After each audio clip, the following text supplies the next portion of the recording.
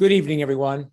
I'm Tony Segreto, and once again, so honored to be your moderator for tonight's In the Know Town Hall. We welcome all of you. You know, tonight's topic is one that affects so many of us. Quite frankly, I know it affects me. Finding the best way to get a good night's sleep. Doesn't that get to most of us? You know, sleep is fundamental to every aspect of our health. Think about that.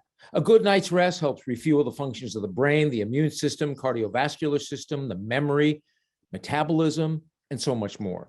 Yet millions upon millions of people struggle to get a restful night's sleep.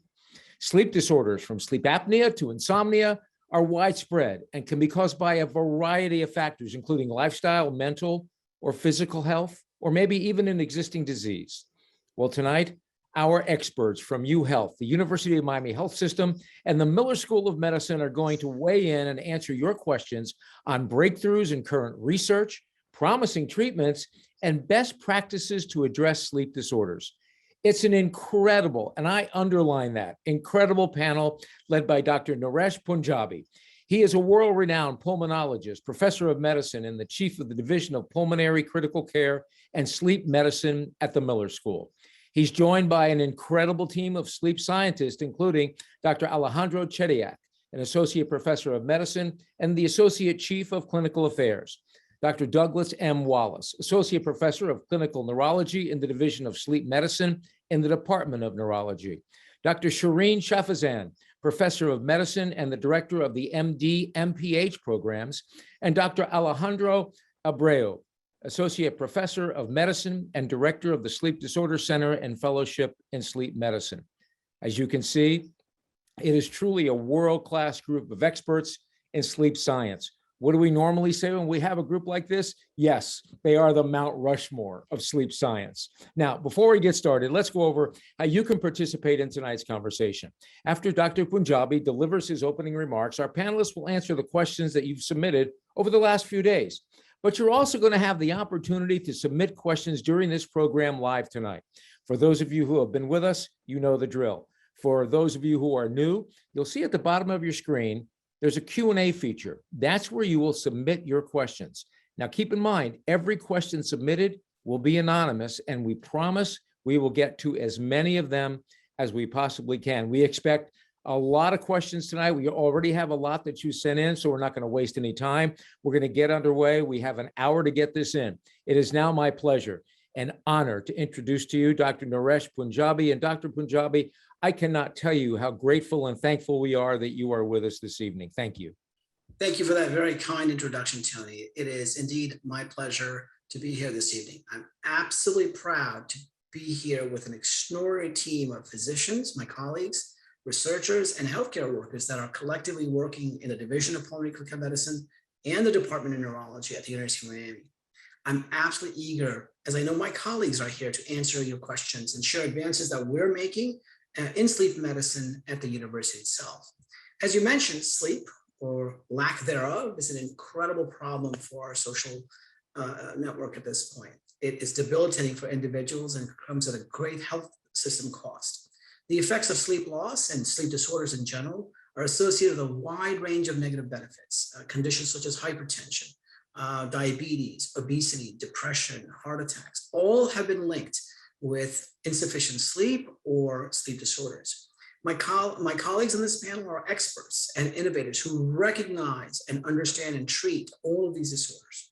Tonight, we will share collectively with you the latest research advancements, the treatments, and public policy issues that we face in sleep medicine today.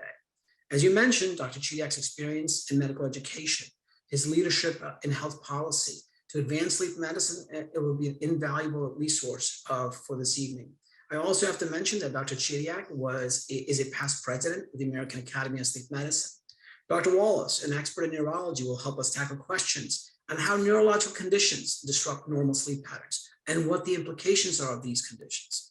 Dr. Shafazan will lead the way in sleep disorders and how they impact a variety of different conditions, such as lung disease. Her interest in sleep apnea and conditions such as Parkinson's and spinal cord injury really will set forth what we know about these conditions. In addition, she'll also talk about sleep health as it relates to socioeconomic status.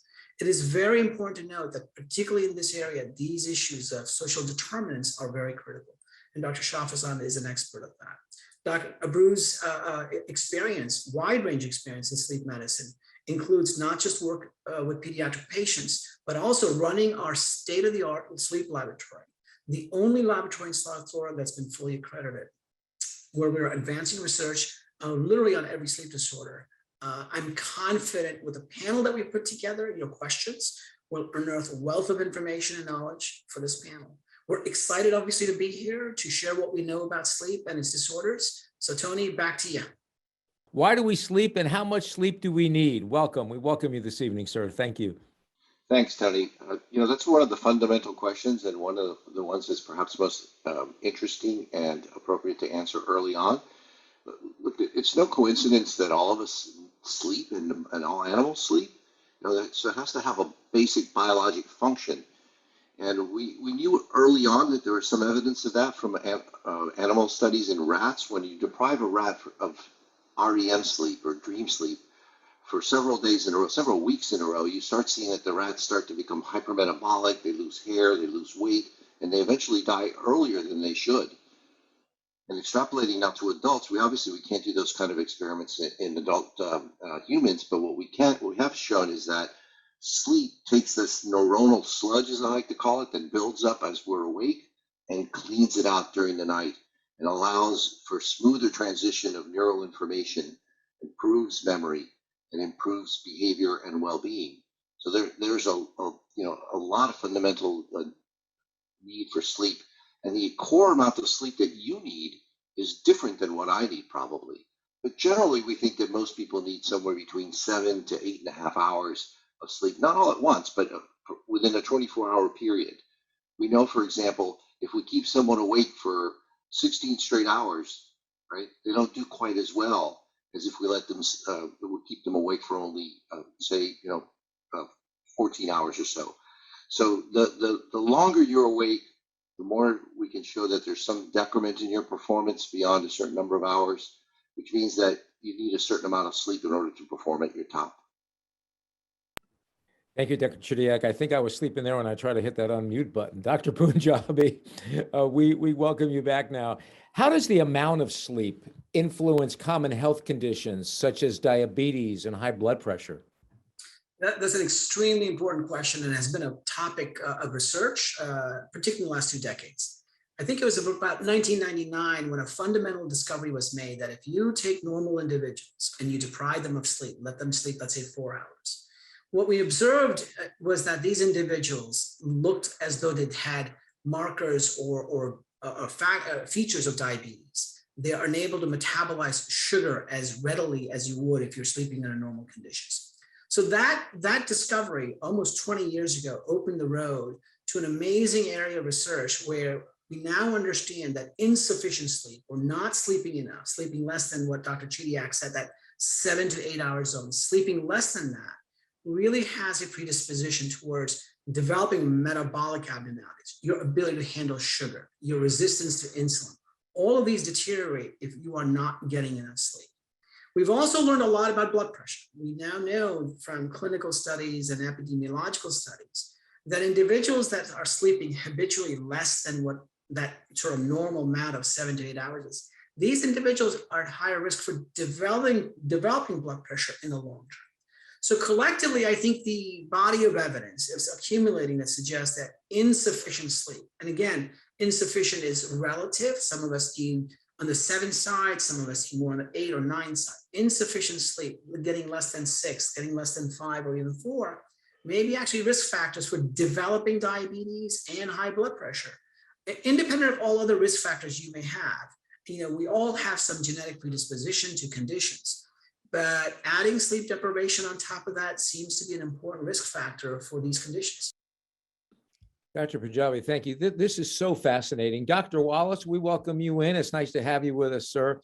Your question as we kick this off for you is, what is the role of sleep and the amount of sleep on mental health conditions, such as depression and anxiety? Thank you, Tony. Like Dr. Punjabi was describing, insufficient sleep or disturbed sleep can have a number of impacts on mental health symptoms. For example, in experiments that have been done taking healthy sleepers and sleep depriving them and showing them a number of pictures and words, we know that people who are sleep deprived hold on to negative experiences, memories, and thoughts much more strongly than people who have normal amounts of sleep. And evolutionarily, this developed because it was very important for us to remember bad things, right? But people who chronically have sleep loss view the world through gray prism glasses. They hold on to negative ideas, negative words, and for this reason, it leads them to have much more prevalence of depression. In addition, people who chronically do not get enough sleep, that influences the front part of your brain. And the front part of your brain is involved in moderating your behaviors. So people who are chronically sleep deprived are more irritable and they act more rash. They engage in more risk-taking activities like speeding, for example. So it has profound influences on mental health symptoms. Absolutely fascinating, fascinating.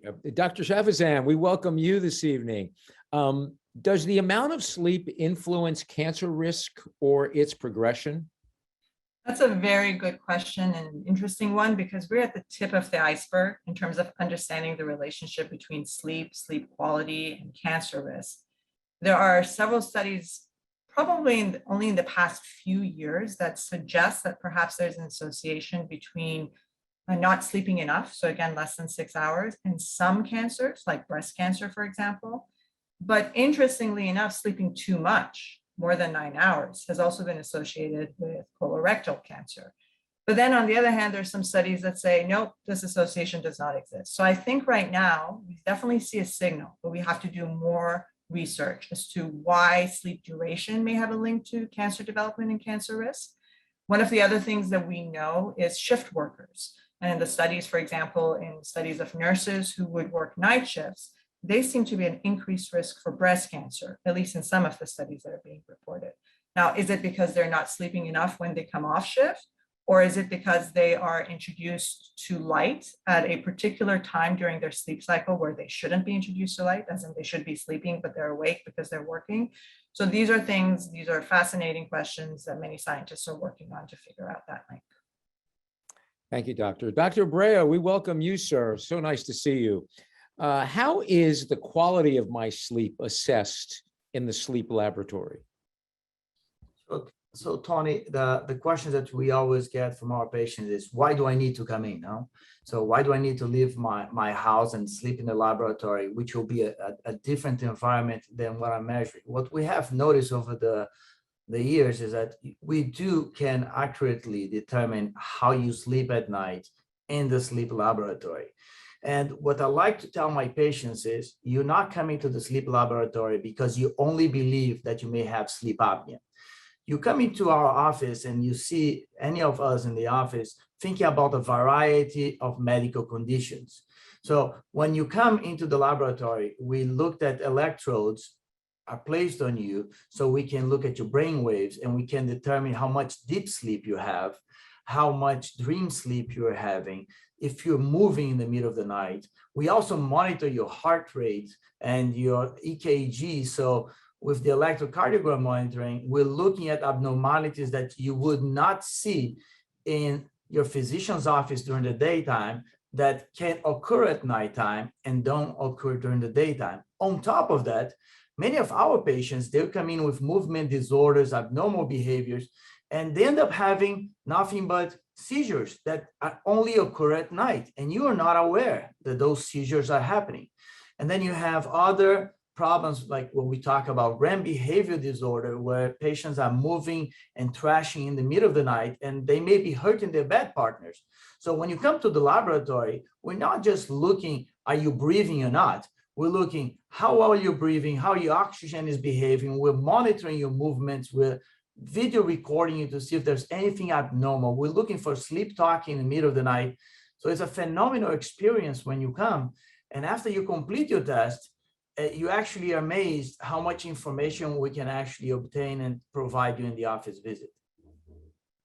Absolutely, absolutely remarkable. We're going to do something a little bit different tonight. We're going to go now to another section of sleep deprivation, what you need for sleep. We're going to focus now for this next period on snoring and sleep apnea. So Dr. Chidiak, we're going to lead off with you on the snoring. It's very common. Is it dangerous? There's so many people asking that question. I can't tell you how many people you see that go, man, I don't know how somebody says I snore. I hope it's okay.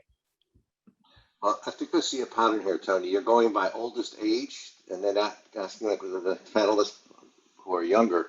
But anyway, look, snoring in and of itself is not dangerous to the snorer, unless, of course, the snoree gets so upset that they do something drastic during the night. But snoring, it could be a sign that you have a medical problem, such as obstructive sleep apnea.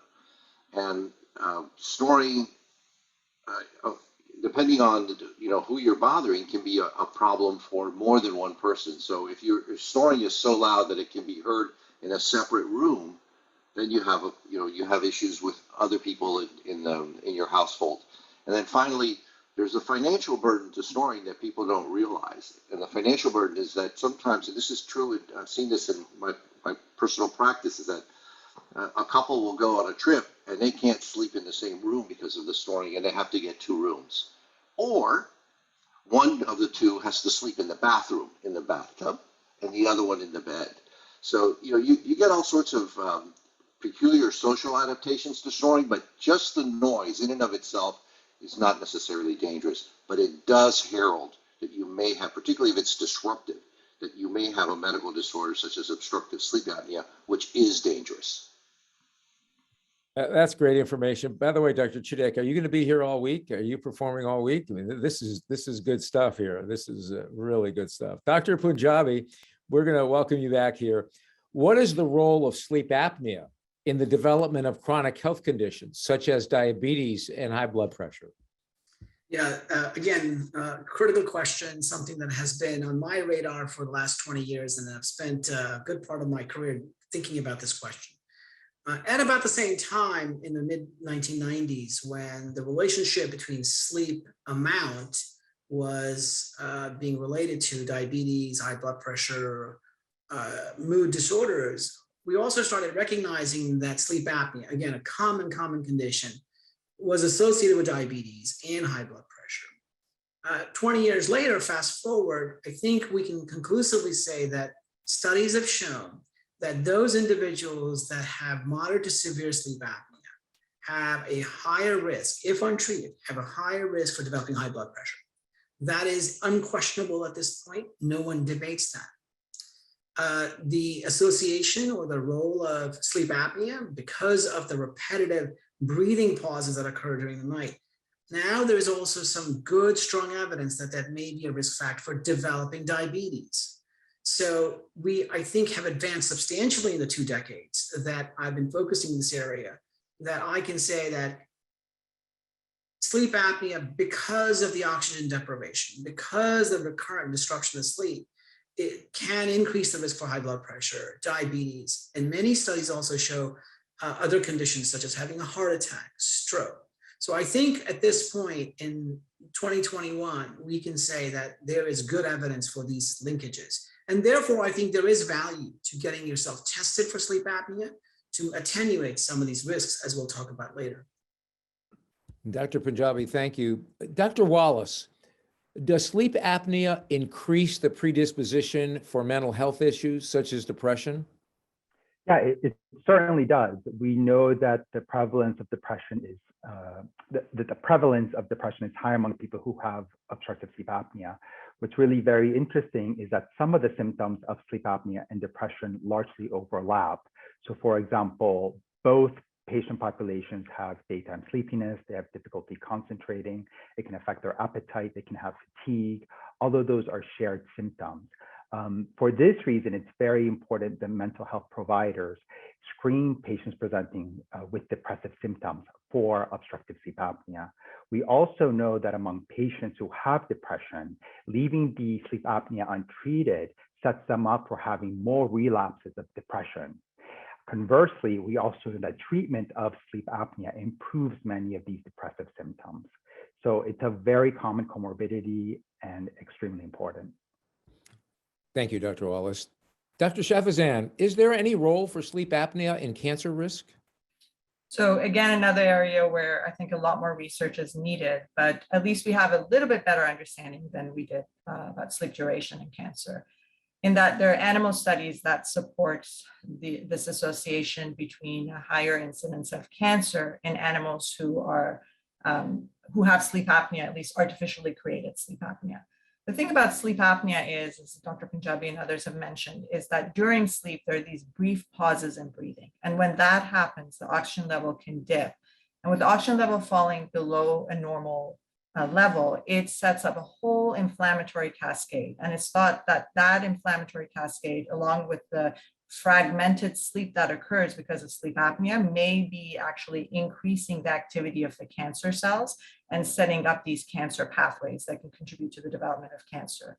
In humans so far, there have been a couple of large epidemiological studies, like 19,000 or 20,000 people that have been studied over a long period of time, where there seems to be a link, at least for some cancers. Again, breast cancer is one of the more common ones, and prostate cancer in men, where if you have severe sleep apnea, there may be an increased risk of developing that cancer over a long-term follow-up, long-term meaning more than 10 years of follow-up. Again, these associations need to be studied further, but there certainly is a signal there that's worth looking into. Dr. Shafazan, thank you. Dr. Chidiak, we just had this sent into us, back to snoring for a moment. What can I do to stop my bed partner from snoring? Well, the simpler things are body position changes might help. So you've all seen a commercial where the one person is being lifted slightly and they stop snoring. So and that does work for some. That might be enough. For others, instead of lifting the head of the bed, turning side to side might be enough to quiet the snoring.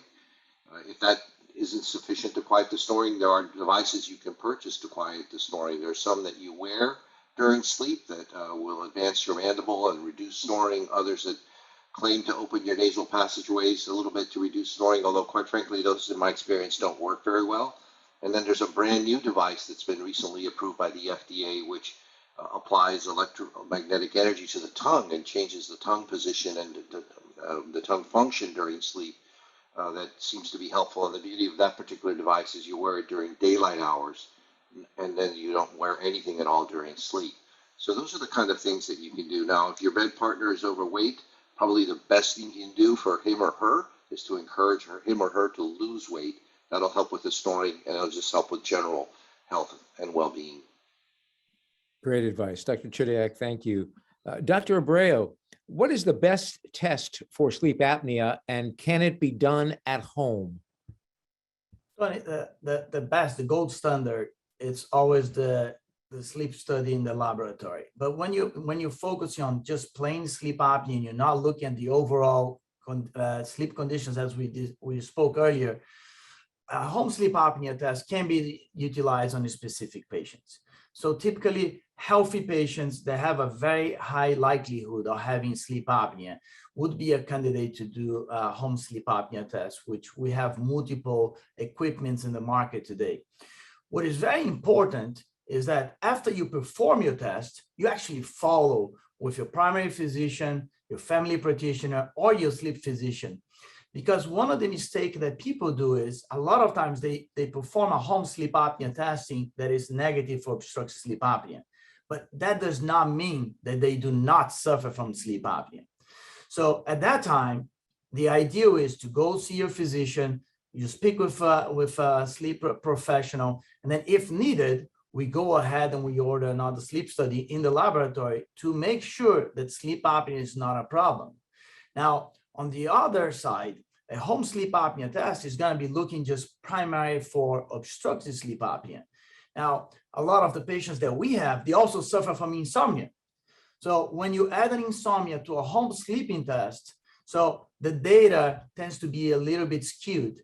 And that's why the follow-up with your sleep physician is crucial when you're looking into evaluation, interpretation of the results, and providing appropriate plan of care. Dr. Abreu, thank you. Let's move on now to treatment especially for sleep apnea. So Dr. Chidiak, what are the different options for treating sleep apnea? In overweight men and women, the number one option is to lose weight, plain and simple. That may be enough to cure sleep apnea or to reduce the symptom burden and the lack of oxygen burden to the point where it's acceptable. However, that's not easy to do. I can tell you from personal experience, and it's also something that takes time. So for more immediate relief, our best treatment is using compressed room air, commonly known as positive airway pressure, or PAP, which is delivered to the patient's airway through a mask that's connected to a 6-foot hose and a medical air compressor. PAP is extremely effective. And the trick to PAP is not will it work, but it's can we get you comfortable with it so that you can use it regularly. And that's where our skills come in particularly useful. After PAP, probably the next best non-surgical treatment is a mouthpiece made by a dentist that advances your mandible. The efficacy of the mouthpiece depends to a large extent on the severity of sleep apnea. The more severe the sleep apnea, the less likely it is to be sufficiently effective. After that, I mentioned already the device, the electromagnetic device that you wear in your mouth during the day. That seems to be helpful in mild sleep apnea and in snoring. Don't have any data yet in moderate and severe sleep apnea, but in mild sleep apnea and snoring, there's some preliminary data that seems to show that it works for them for that particular degree of apnea. And then surgical treatments are available for snoring and sleep apnea. And the kind of surgery that might be useful kind of depends a little bit on where in your throat your apnea is occurring or your blockage is occurring. So if the blockage to airflow is only in the upper part of the throat, then removing the soft palate and the uvula can be effective. Unfortunately, Tony, that only works about half the time because in the majority of sleep apnea patients, both the upper and the lower part of the collapsible portions of the throat are involved. So if you only address one and not the other, then you leave that area exposed. And then finally, to address the lower part of the throat is not trivial. It requires a lot more surgical intervention, and therefore it's reserved, I think, for people who have skeletal deformities causing their sleep apnea, in my practice anyway. The newest surgical kit on the block, and I'm sorry I'm taking a little long on this, is a pacemaker of the tongue. So it's implanted like a pacemaker of the heart, but the wire is tunneled under the skin. It's wrapped around the nerve of the tongue that directs the tongue to move out. It's activated during sleep with an external remote control, and then it directs the tongue to move during sleep. Efficacy in well-selected patients, about 70%. So again, not guaranteed to work. Bottom line, PAP. When in doubt, pressurize the snout. Very good. Thank you so much, Dr. Chidiak. That was well said and well put, and certainly intense in what all these different things you can do. Dr. Wallace, some patients with sleep apnea have difficulty tolerating and using their CPAP. What are available options to help with using that? Yes, Tony. Many people have a love-hate relationship with CPAP, and we particularly like to take people who have been unsuccessful in the with PAP in the past and turn them into successful users. There may be many barriers to using CPAP. Some of these are more basic, from the fitting of the equipment. So obviously we try to find masks that are most comfortable for the person. Others are incorporating CPAP treatment into your nightly routine, right? So just getting into the routine of putting on the CPAP every single night. For example, some people fall asleep before putting their mask on. It can happen if people have more irregular sleep routines, for example. But there's many sort of personal factors involved in CPAP success. For example, some people are more tinkerers. They like to kind of troubleshoot things on themselves. Other people give up more easily. I think we are your coach to get you to use your CPAP successfully. We have to give people appropriate treatment expectations. There's very few people who take CPAP home the very first night and use it the entire night long. It just doesn't happen. So we have to give you very small, achievable goals. Try to put it on every single night. For people, for example, who have a lot of difficulty tolerating the mask, sometimes we tell them, just wear the mask during the day while you're watching the football game, just to get used to having these straps on your face. So slowly building up tolerance to the treatment and getting them, hopefully, to use it most nights.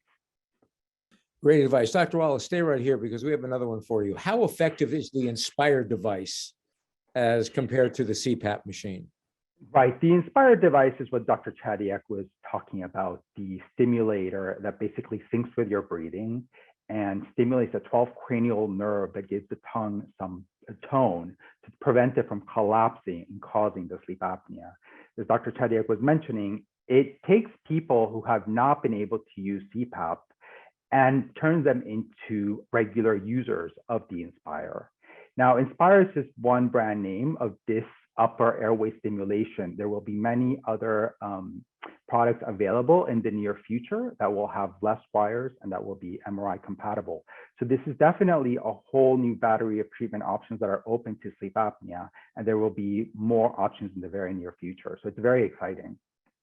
It's extremely exciting to hear all of this. All right, we're going to leave sleep apnea for a moment. We'll come back to it, but we're going to talk about insomnia.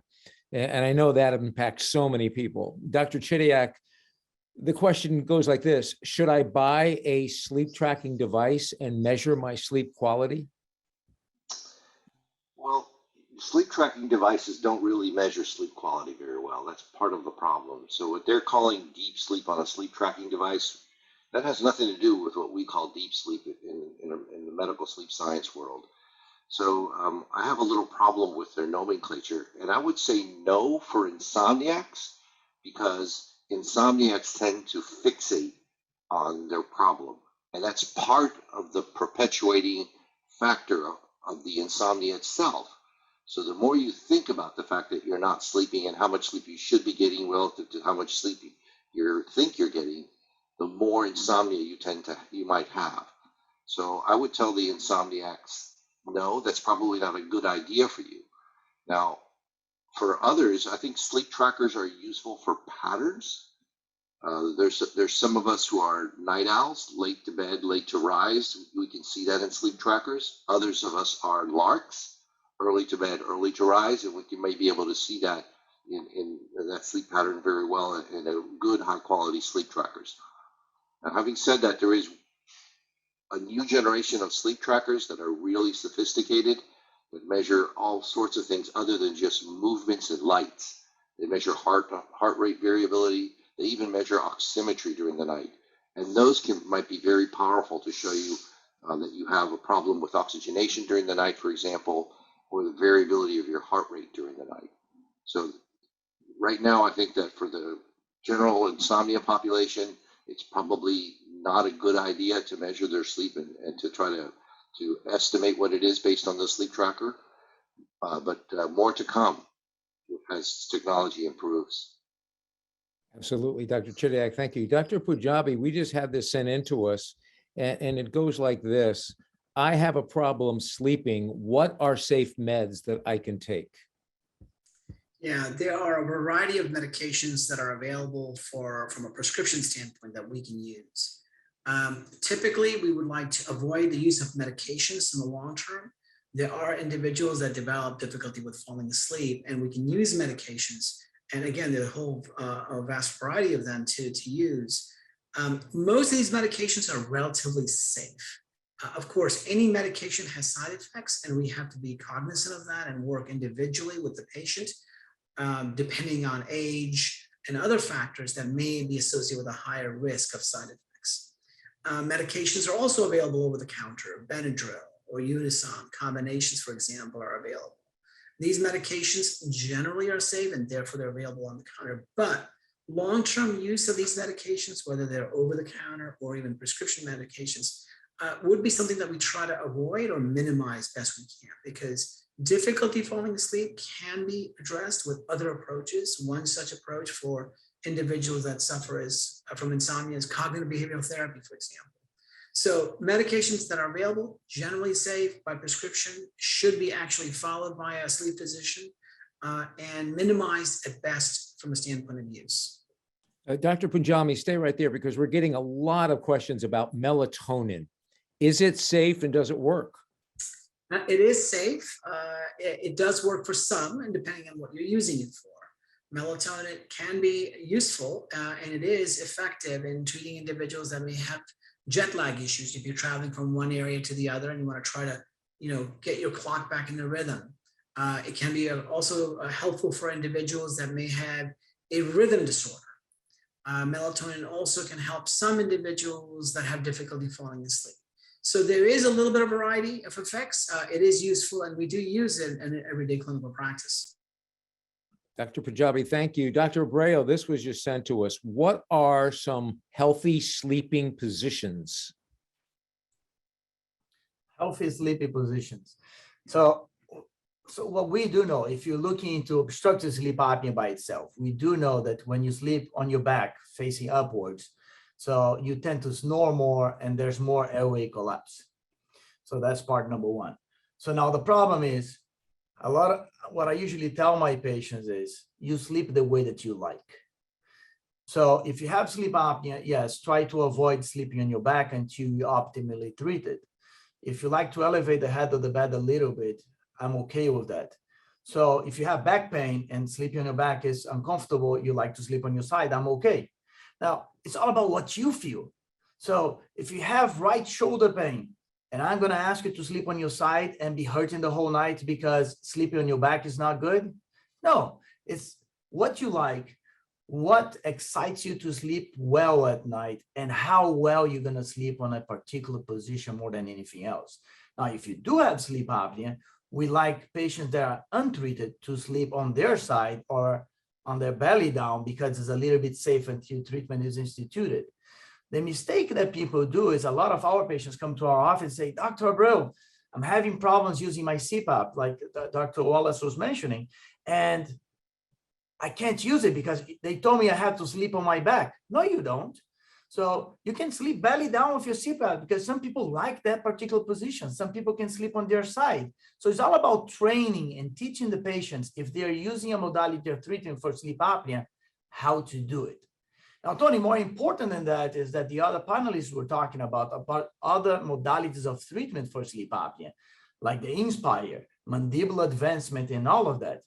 What we usually tell our patients, a lot of times those devices alone, they not be as efficacious as if they're used in conjunction. Meaning, a lot of my patients with Inspire, I tell them, I'm going to teach you how to sleep on your side because Inspire plus sleeping on your side is going to give you a more efficacious treatment at night. So it's not about giving somebody a CPAP.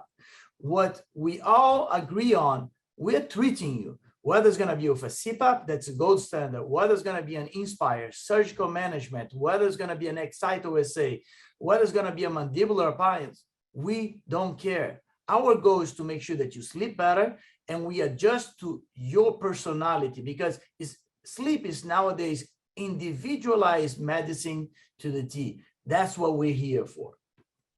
That's all inspiring. Dr. Wallace, can taking a sleeping pill every day for years cause dementia later in life? Is there any studies on this?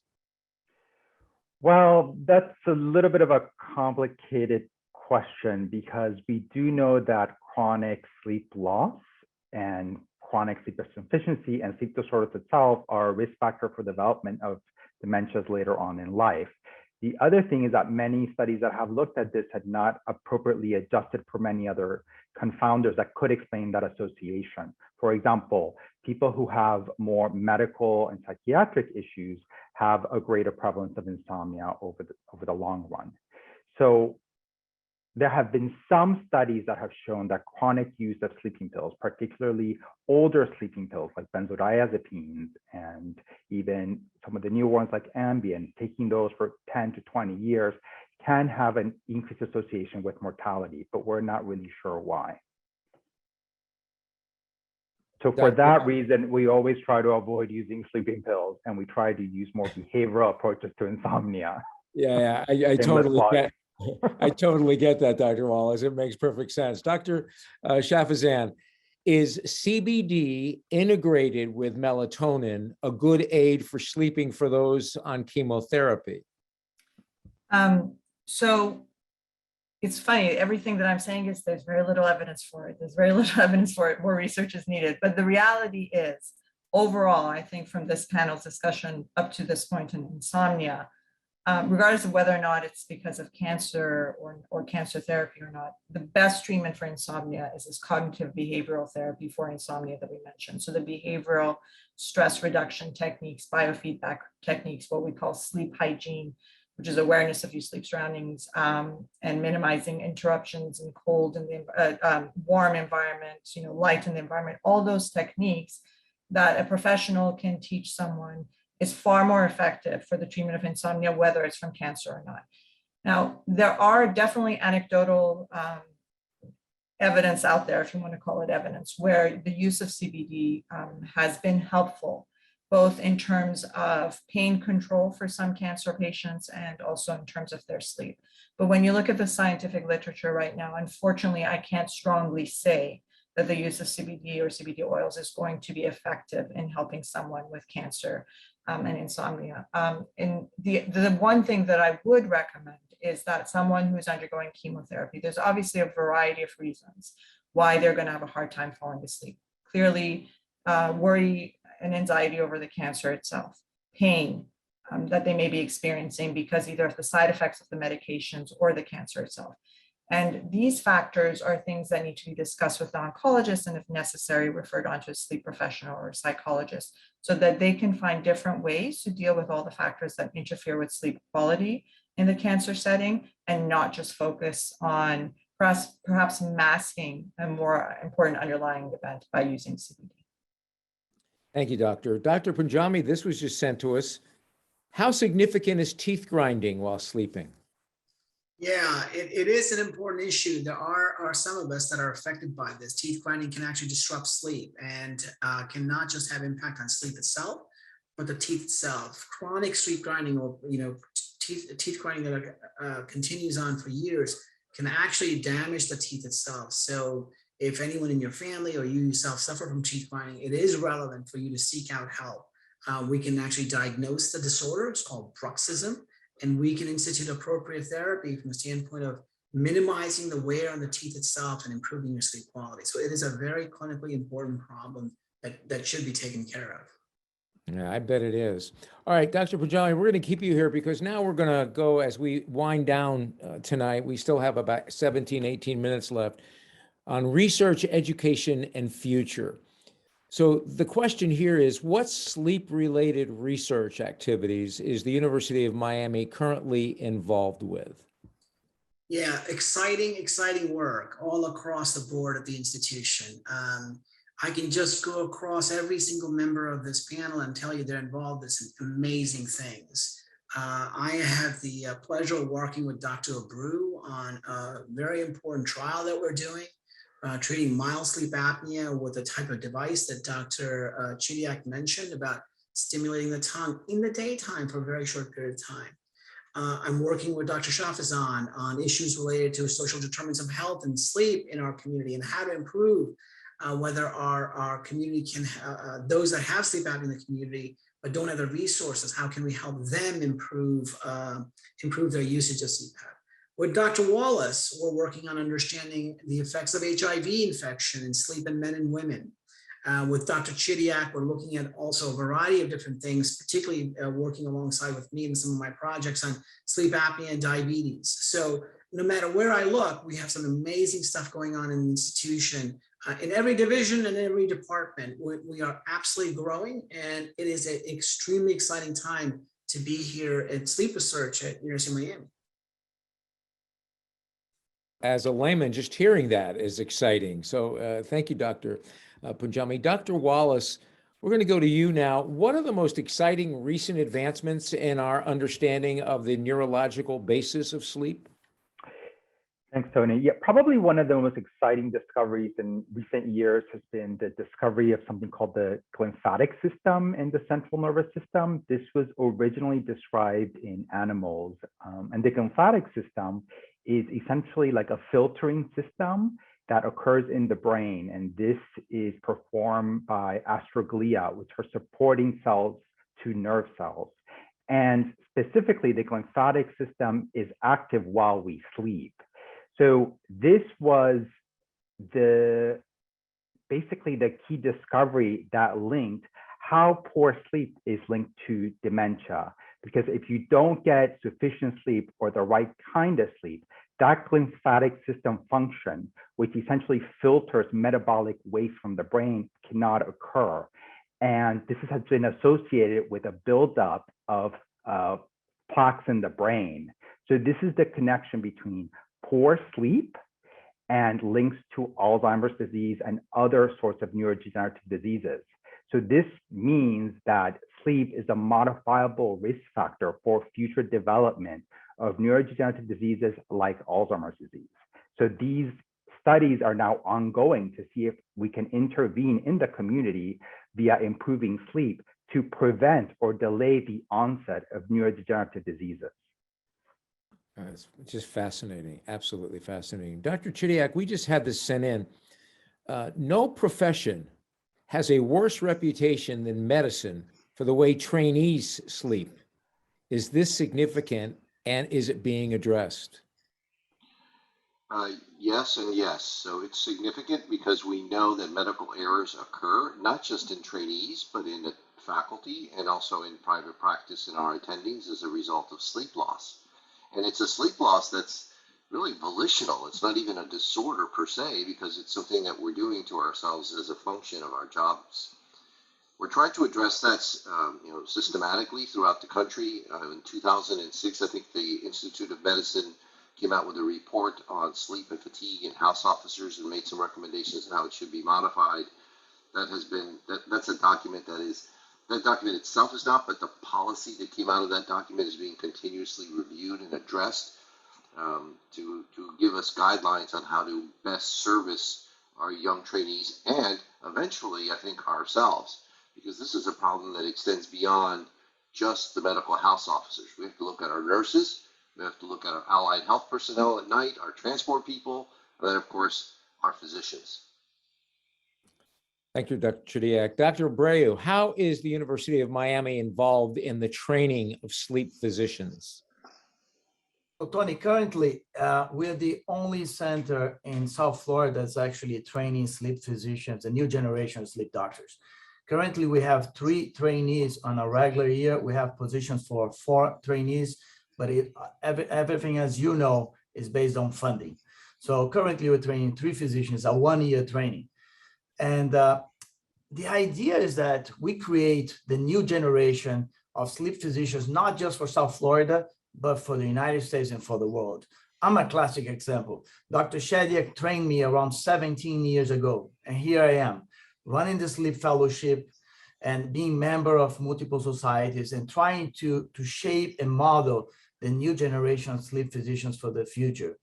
So we also bring students from South America, from Europe, where they can come to our sleep center and understand what sleep disorders are and be infatuated on how sleep medicine can be helpful to all. So, and now the next step is what we are developing, which is now creating researchers based off our trainees. So that's the next level that Dr. Punjabi, when he came to the university a year ago, created a big stamp, and the future of sleep research in Miami is going to be endless under his guidance. So exciting to hear all of these things. Dr. Shafazan, what are the ongoing activities that the University of Miami is involved with in improving sleep health in our surrounding communities? I think University of Miami is very much involved in having an open dialogue with our communities, our surrounding communities, and addressing health disparities in many areas of chronic diseases, not just sleep. In my role as the MD MPH director, I train our medical students who are getting a dual degree. We're the biggest dual degree program, MD MPH program in the States. And we train our MD medical students to really be able to engage with community, conduct research in the community, but really be part of the community and listen to what their needs are and to try and find solutions. And this is with the help of many faculty members at UM who are involved. In terms of sleep, as Dr. Punjabi mentioned, we are very excited to be involved. We were awarded an NIH award to actually start looking at sleep apnea in many federally qualified health centers that are close to us at UM to try and improve the diagnosis and the treatment of sleep apnea in minorities. Thank you, Dr. Shafazan. Dr. Abreu, this was just sent to us. What are some common sleep-related issues with aging? So the key feature about aging, people always have this misconception that as you get older, you're not supposed to sleep, and I think the problem about aging and sleep disruption, it's what we're talking earlier about insomnia and so forth. As we get older, what happens to us? We have more medical conditions. Some of us develop Parkinson's. Some of us have a heart failure. Some of us have a prostate enlargement. Some of us have a low bladder and they have to urinate more at night. All those features disrupt your sleep at night. So as you get older, the idea is not that you sleep less, is you sleep poorly because of all the other medical conditions. Our job is to address and look at what is happening to you as a patient and see how we can actually improve your quality of sleep and your quality of life without creating issues. Because what people forget is they're very eager to sleep well taking a sleep aid. And as you hear from all the panelists, is behavior modification is key cognitive behavioral therapy. And sleep aids, what is a side effect of a sleep aid? Well, you get drowsy and you lose your balance. So you get an elderly population that now is taking a sleep aid that makes them drowsy, and now they trip and they fall as they go to the bathroom. So taking a sleep aid over the counter or just asking a family practitioner that you know that you want to sleep a little bit better may actually not be the ideal situation. When you see a sleep specialist, we're going to guide you how to use measures to improve your quality of sleep. We're going to look at what is causing your poor sleep quality as you age. If you have Parkinson, let's treat the Parkinson. If you have movement disorders, let's take care of the other movement disorders. If you have sleep apnea that's disrupting your sleep, let's get you on proper treatments. So aging causes multiple medical disorders, which then we can address, improve your quality of sleep, and teach you how to be a better sleeper and enjoy your life. Because as you get older, you shouldn't be miserable. You should get older and enjoy with your grandkids, go out on your cruise trips and enjoy life, because that's what you did your whole life. I want you to be an elderly part of the community, go to Art Basel, enjoy, go to South Beach, do everything that you want to do as you age. Amen. Amen to that, Dr. Abreu. Thank you. Dr. Wallace, I'm sure you've never heard this question, but this was sent in, and I know a lot of people, we still have a great audience here tonight. What is it that causes disturbing dreams? Oh, wow. So disturbing dreams can be a sign of either a troubling memory that comes back into your head and you're trying to resolve that in your sleep. So one of the things that we know when people experience trauma is that after you experience that trauma, if you don't go to sleep after the trauma, you have a much higher likelihood of developing post-traumatic stress disorder. So if the person goes to sleep after having a very bad experience, they're able to process that bad dream or that trauma and are able to resolve it. So for example, we've all experienced night terrors while we were young, right? Which are those very scary dreams. What we think evolutionarily, the purpose of these very scary night terror dreams, it's almost like a rehearsal of your mind to able to cope with scary situations during the day, right? So when people have these scary dreams, we look at a few things. What's been going on as far as like your trauma exposure, or there may be something triggering some bad memory to resurface, right? There are several treatments that are can take hold if you have the same recurring bad dream. One of them is called image rehearsal therapy. And this is the idea that you can take that recurring bad dream, you can think about it before you go to bed, and you can write a new ending to that bad dream. Now, an ending that is pleasant. You can read yourself that story like a bedtime story, and that can incorporate and change the content of your dream. Wow. How fascinating is that?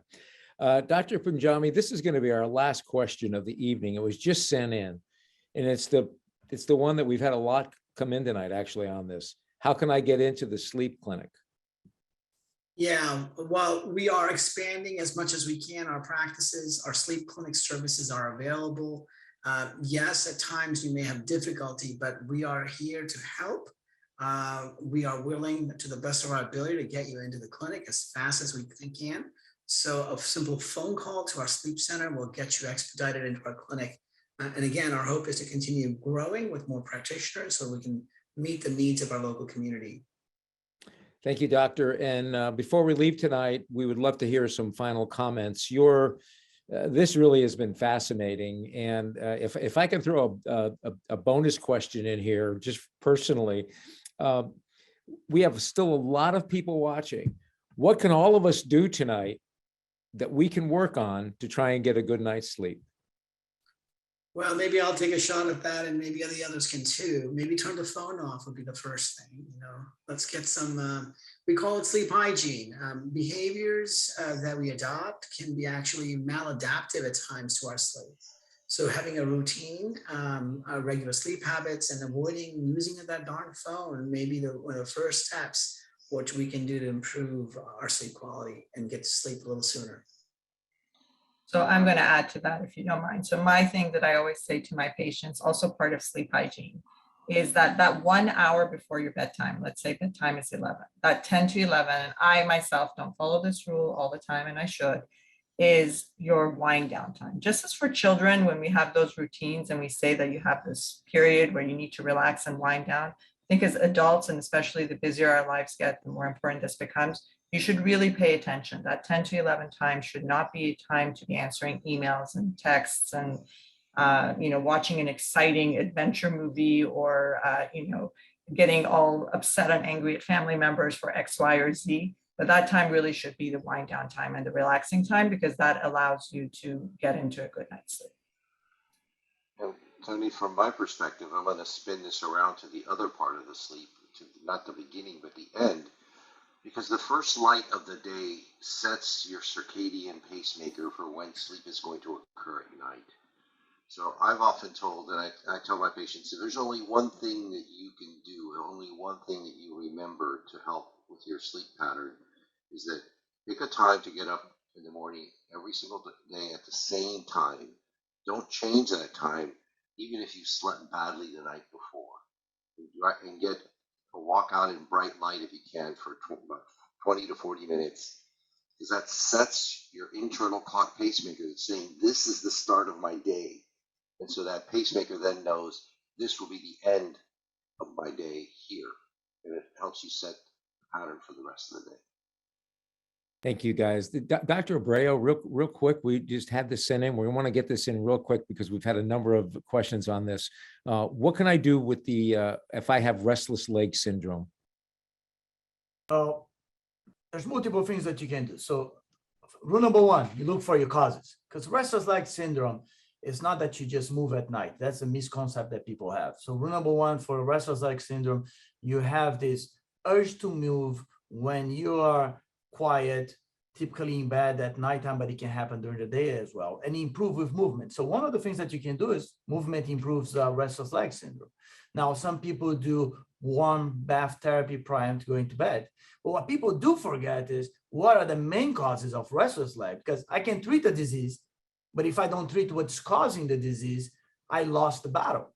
So people that have iron deficiency, low storage of iron, that can cause restless leg syndrome.